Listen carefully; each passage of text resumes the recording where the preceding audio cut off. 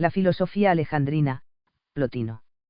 En el siglo I conoció Roma el hecho inesperado, extraordinario de la rápida difusión en su seno de la religión que predicó en Palestina un judío que, años atrás, había sido ajusticiado bajo el mando de un gobernador romano.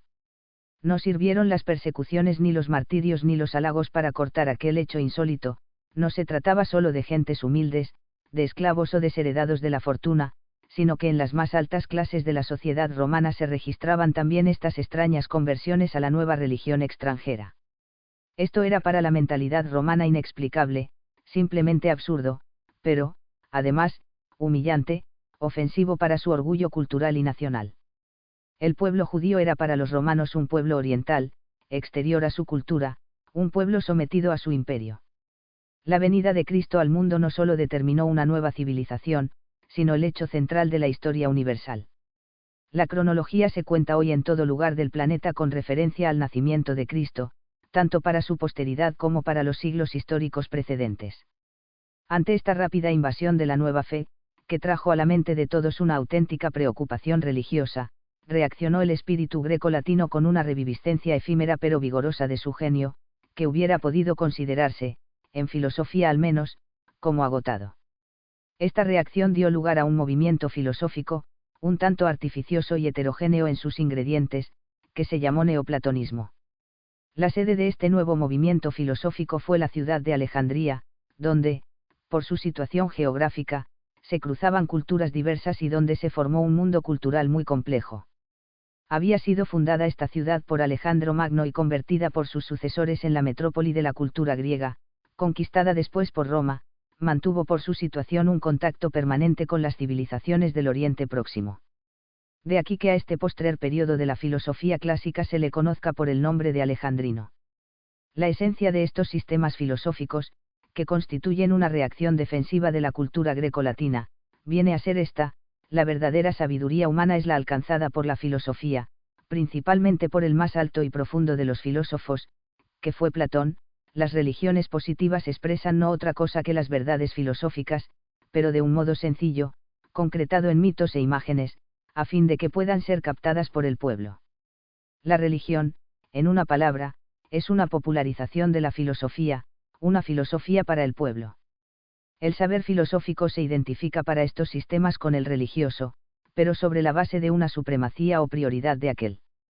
Tres fueron las corrientes capitales del neoplatonismo alejandrino, correspondientes a las tres religiones que convivían en la Alejandría de aquellos tiempos: la pagana, la cristiana y la judía no cristiana. La misma irrupción del cristianismo dio a conocer en el mundo mediterráneo la religión judaica, y un miembro de la comunidad hebrea de Alejandría, Filón, S.I., ensayó una síntesis entre su religión y la filosofía platónica, de la que no vamos a ocuparnos. Existe, en segundo lugar, un neoplatonismo pseudocristiano, que se llamó gnosticismo y será fuente de las primeras herejías del cristianismo. Pretendían los gnósticos que existe un saber racional, gnosis, más alto que la fe, pistis, del que ésta no representa más que una versión popular en símbolos y parábolas. Existió, por fin, una tercera corriente en la filosofía alejandrina que pretendió esa misma síntesis, pero entre la filosofía platónica y el paganismo grecolatino. El fin de este movimiento era el de prestigiar ante el pueblo romano el politeísmo tradicional, que desde hacía siglos había caído en el mayor descrédito. La mitología pagana, lejos de ser residuo de una religiosidad primitiva, contendría, según esto, un gran valor simbólico, pues expresaría, de un modo plástico y popular, las profundas verdades que alcanzó la antigua filosofía. Esta concepción, que encontró en Plotino, 204 a 270, un intérprete de primera fila, constituye la más íntegra y orgullosa reacción del espíritu clásico, que no acepta nada de las nuevas religiones orientales, sino que les opone paganismo y filosofía platónica, en estrecha unidad, como la única sabiduría humana y divina. El neoplatonismo de Plotino pretende ser una mera reviviscencia del pensamiento de Platón, ampliado y completado en ciertos puntos que el maestro dejó inéditos o inacabados. Pero, en realidad, se mueve ya en un mundo cultural completamente distinto, parte de una visión religiosa del problema metafísico y propende a soluciones panteístas y místicas, cosas todas bien ajenas al verdadero platonismo. Plotino es, en realidad, un pensador original que prolonga la línea de los grandes pensadores de la filosofía. Veamos cuál fue la esencia de su pensamiento. Como los primeros filósofos, empieza Plotino por buscar la realidad originaria, que está en el fondo de todos los cambios. Esta había sido para Platón la idea de bien, sol que ilumina a las demás ideas. Pero Plotino, por imperativo de su época, concibe ese principio de un modo religioso. Será para él un algo divino, a lo que llama el uno, y de lo que tiene una concepción muy especial. Cuéntase de un fakir indio que solía permanecer a orillas del Ganges en actitud meditativa, haciendo constantemente con su mano el signo de negar. Alguien averiguó lo que estaba haciendo en tan extraña actitud, el fakir estaba pensando en Dios. Para el fakir, Dios no era materia, ni espíritu, ni sustancia, ni accidente, ni esencia, ni existencia, ni siquiera ser, de Dios nada se podía afirmar porque está por encima de todos nuestros conceptos, de aquí que nuestro pensamiento acerca de Dios no pueda ser más que una continua negación y un superar cuanto de él pueda pensarse. Esta es la idea que de la realidad originaria posee Plotino, del uno no pueden darse más que conceptos negativos, su mismo nombre de uno es también negativo, porque indica no más que negación de pluralidad y de partes. Solo una cosa cabe decir del uno según Plotino, que es causación constante, principio activo y causa de cuanto existe. Pero esta causalidad no la ejerce el uno como el Dios de Aristóteles, moviendo desde fuera la cadena de las causas, ni como el Dios del cristianismo, que crea de la nada un mundo distinto de él, el uno es causa de las cosas por emanación o extravasación de su propio ser.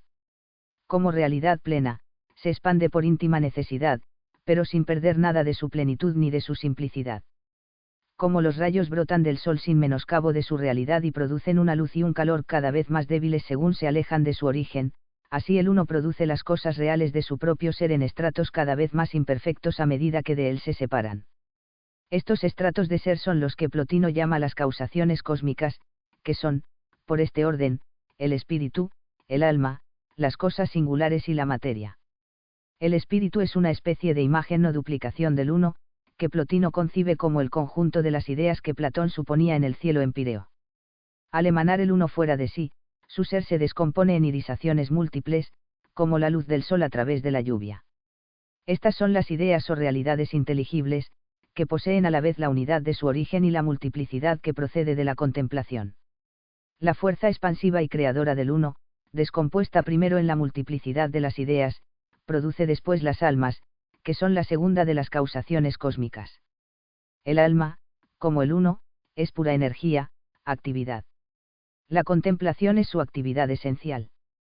Pero una especie de egoísmo, tendencia a limitar su expansión para concentrarse en sí, individualiza al alma y engendra las almas concretas, individuales, que son ya un estrato inferior en la cosmogonía o génesis del mundo.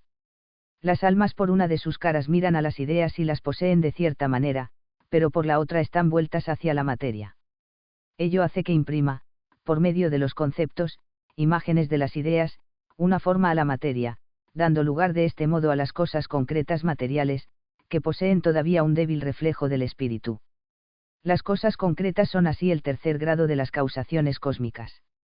La materia, por fin, el último grado de esta jerarquía del ser, es lo ajeno al espíritu, algo informe, origen del mal y de la fealdad, principio ciego y opaco de negación, de limitación. Algo semejante al frío y silencioso vacío que rodea al ser y le sirve de fondo. Algo que origina, por el enfriamiento y la distancia, la imperfección y la debilidad de las cosas. Este proceso degenerativo de las causas, que desde el uno desciende a la materia, se completa, según Plotino, con otro de sentido inverso que asciende desde la materia, siguiendo la tendencia de los seres, hasta la eterna simplicidad del uno. Cada grado de las cosas depende del anterior en cuanto a su origen, pero también en cuanto a su finalidad, pues a él aspiran todas según su propia naturaleza. El mundo tiene impresa en su ser una tendencia, que es, en definitiva, un retorno a la plenitud del uno. El proceso primero de emanación era, sin embargo, necesario para que el espíritu penetrase hasta en la materia más rebelde a su recepción y fuese posible ese retomo de las cosas a su origen. Así, los seres materiales, concretos, poseen unas tendencias que les impulsan hacia la imitación de la idea o tipo específico que ha servido para su formación. El alma, que por su cara superior está en contacto con el mundo inteligible del espíritu, puede elevarse, por una purificación ascética, hasta la pura contemplación ideal, y de aquí a la unión mística con el Uno. Esta elevación puede realizarla el alma por 3 vías diferentes: el ascetismo, que brota del amor y mata la tendencia material; la filosofía, que hace ver en las cosas concretas las ideas eternas; y el arte, que realiza en la materia la belleza inmarcesible del espíritu. De aquí puede originarse un momento decisivo y único, el íntimo olvido de la propia individualidad y la entrega inefable a la contemplación pura por la que el alma, saltando sobre su propio ser, se diviniza y retorna de este modo al simple y bienaventurado principio de lo que es. Así como un hombre que penetra en el tabernáculo del templo deja atrás las imágenes varias de los dioses para conocer al Dios verdadero, así también el alma traspasa la multiplicidad de las ideas para identificarse con el ser del Uno. La filosofía de Plotino, y la de toda la época alejandrina, lejos de ser un verdadero neoplatonismo, constituye, como hemos visto, una especulación original en la que intervienen factores platónicos, aristotélicos y estoicos. Pero, sobre todo, hay que señalar en ella el desarrollo de aquellos gérmenes orientales, hindúes, sobre todo, que encontramos en el pensamiento de Platón, heredados de los pitagóricos. El principio emanatista de las causaciones cósmicas y la absorción final en el ser del Uno tienen una raíz esencialmente panteísta. Puede constituir un símbolo del ideal ético de Plotino aquel asceta hindú que, respaldado en el tronco de un árbol, permanecía en muda contemplación del Uno y todo. Inmóvil y arrobado, pasó días y meses, sin advertir que los pájaros hacían nido en su cabellera, que sus brazos, rígidos y secos, se convertían poco a poco en ramas nudosas semejantes a las de aquel árbol, que la savia del propio árbol comenzaba a correr por sus venas, que todo él, en fin, era reasumido por el impulso ciego e impersonal de la vida y retornaba de este modo al alma de la naturaleza. Contra este germen panteísta que mata la dualidad del ser y la posibilidad de la acción, luchó desde sus orígenes la filosofía griega, y esta lucha constituyó la posibilidad misma de nuestra civilización y su impulso fecundo. Ahora, en esta postrer manifestación de aquella cultura y en su última decadencia, la vemos aceptar este monismo panteísta que conduce necesariamente al quietismo, a la inacción. Pero nuevos y providenciales elementos de civilización, cuyo origen estriba en ese hecho nuevo y central en la historia que es la encarnación del Verbo, preservarán para la humanidad aquel germen de verdad y de libertad, fecundándolo con una fe y una doctrina verdaderamente salvífica y humana.